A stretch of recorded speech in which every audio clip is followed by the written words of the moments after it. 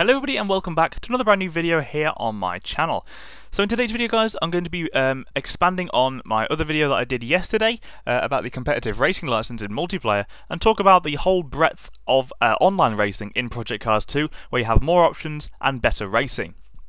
So Project Cars 2 is all about accessibility, putting your feet up on the sofa on a Saturday and progress through the career mode, enjoy a single race versus AI and multi-class racing, or rise to esports fame and glory. The choice is yours.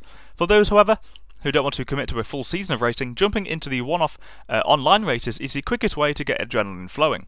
With the new competitive racing license ensuring clean races against better match-made opponents, online racing in Project Cars 2 is now even better than before. Entering the world of online racing is a simple process, but with Project Cars 2, under the Quick Race tab in your Race Central hub, you will find the Join Online Session button, and this will take you to an online browser in-game and into the white-knuckle world of an online racing in Project Cars 2. The online browser consists of a list of accessible online races and sessions, and will display all manner of information to guide your decision as to which online session you'd like to join, and which meets your specific needs. This main summary will indicate all the info you require to guide from your choice, from potential password protection to track name, car classes, sessions, player count, online reputation, server type, and even to connection strength.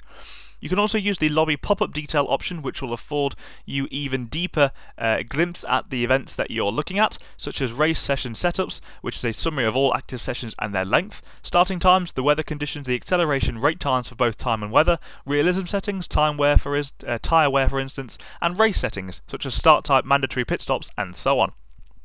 Browser navigation and functionality has been optimized for Project Cars 2 in order to offer you a whole range of tools to navigate through the events intuitively and in depth.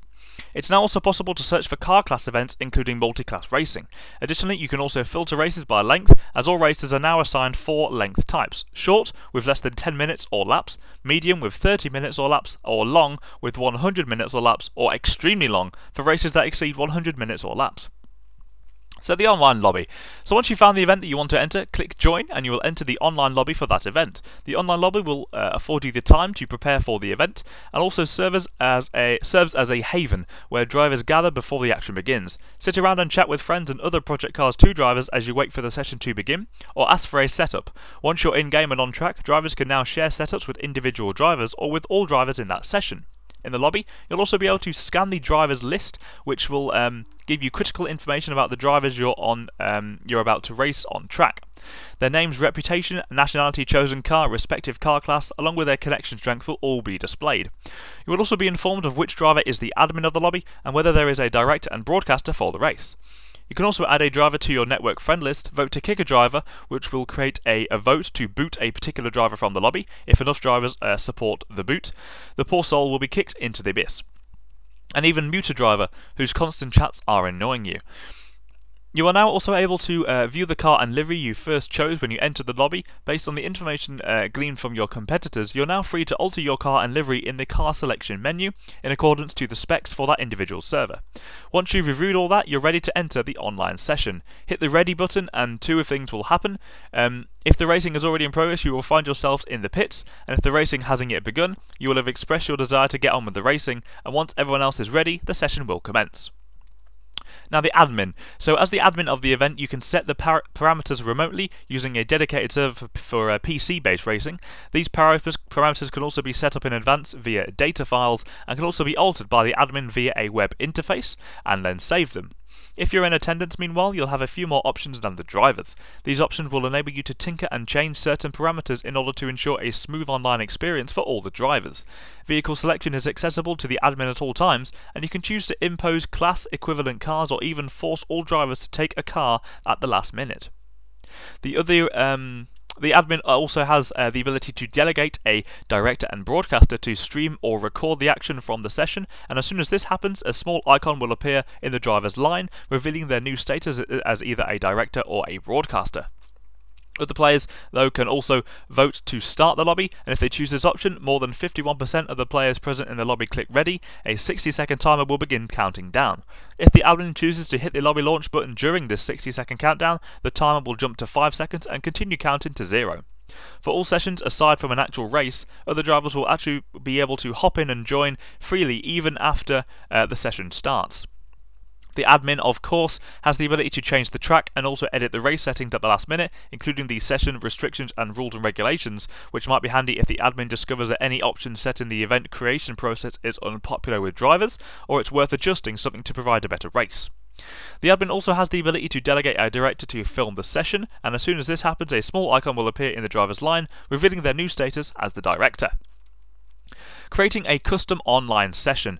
So, if you don't find the exact track and car settings combination you're in the mood for in any of the lobbies, don't stress. You can get online, call a few friends together, and create exactly the type of racing that you want for you and your friends. In Race Central, you can choose the option to create your own lobby, and this will guide you through the lobby creation.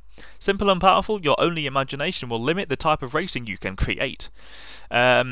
Snow at Fuji in winter, a 24-hour race at Le Mans, or multi-class at Long Beach in pouring rain in the night with a drying line to finish, combining 4 seasons of weather, 130 tracks, 180 cars, and grip-affecting conditions means you can swap and change your racing to your heart's content. So in the main session creation screen, your first action when creating your own online session is to decide on the privacy of your lobby. While public lobbies will be accessible and visible to everyone, private lobbies will not be visible, and the only way to enter them will be to accept an invitation request by a driver who is already inside the lobby. You can also make this lobby friends only, which will open the lobby to friends of drivers already in the lobby. You can also create a password if you think it necessary to protect your lobby, or open it up to everyone, or open it up to everyone with a determined online reputation, rank and or strength. The race options is where the fun really begins. Start by choosing the vehicles and track, and then decide on all of your race settings. This follows the wide range of choices you have in single player mode, but with one exception. You will get the additional option to toggle the appearance of the pre-race screen, and if you disable it, entering the lobby will take drivers straight to the grid if the race is the oncoming session. The lobby opponent settings will let you determine the grid's composition, and you will be able to set a maximum number of total drivers, including AI and their strength, as well as which classes players are allowed to select their car from, if you want to run a multi-class race that is, and whether players are forced to use the same class as yourself or in the same identical car. The lobby realism section is where you set the realism options for your race. Here you can force all the drivers in the lobby, for instance, to drive with realistic driving aids. Other options allow for certain driving aids, and you can also force drivers to drive without any aids whatsoever. The rules and regulations screen, meanwhile, is the same as what you'll find in single player mode, but will also allow you to enable or disable using the online reputation system. Disabling this might be a good idea if you want to invite all and any driver into your session. It will, however, not pre-screen drivers for their abilities or prowess at creating carnage. If you enable it, you can set the maximum reputation grades and strength that players must have in order to enter your lobby, with only one provisional. You won't be able to set the minimum values of these any higher than your own grade or strength. So finally guys, filters and favourites. So when setting up your session, you will have the powerful option of toggling motorsport filters and favourites, and this filter is a powerful shortcut and works as follows. If you don't want to modify the settings for the race, weekend 1x1, or if you want to recreate a representational motorsport type, IndyCar, Rallycross and so on, you can take a shortcut by going straight into the motorsport filters option.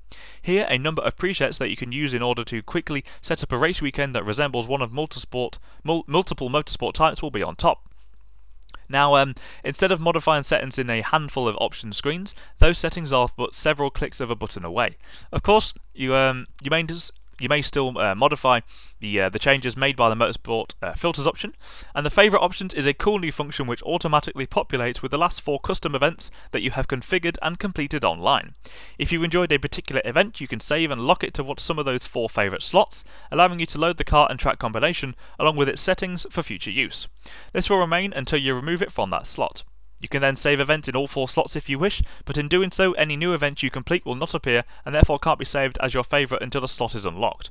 This makes it a lot easier to quickly create events that you like with one click of your button, and then hop straight into the action. With the new competitive racing license, along with motorsport filters, favourites and powerful options to create the kind of online racing you and your friends are in the mood for, online racing has never been as creative or as enjoyable as it is in Project Cars 2. So online racing guys, along with the competitive racing license, comes to Project Cars 2 this month on September 22nd, 2017 for the PS4, Xbox One and PC. So that's all the information I have for you on online racing today guys. I did hope you enjoy it. Let me know down there in the comment section below what kind of things you are looking forward to in online racing in Project Cars 2, and maybe something you're a bit sceptical about, and what you're hoping to achieve out of buying Project Cars 2, and what kind of things you'd like to see brought into the game. But anyway guys, like I said, that's it for me in today's video. I did hope you enjoy it. If you did, please like, comment and subscribe, and I'll see you over in my next video guys. So I'd like to thank you for watching, and I'll see you in my next one. Bye bye.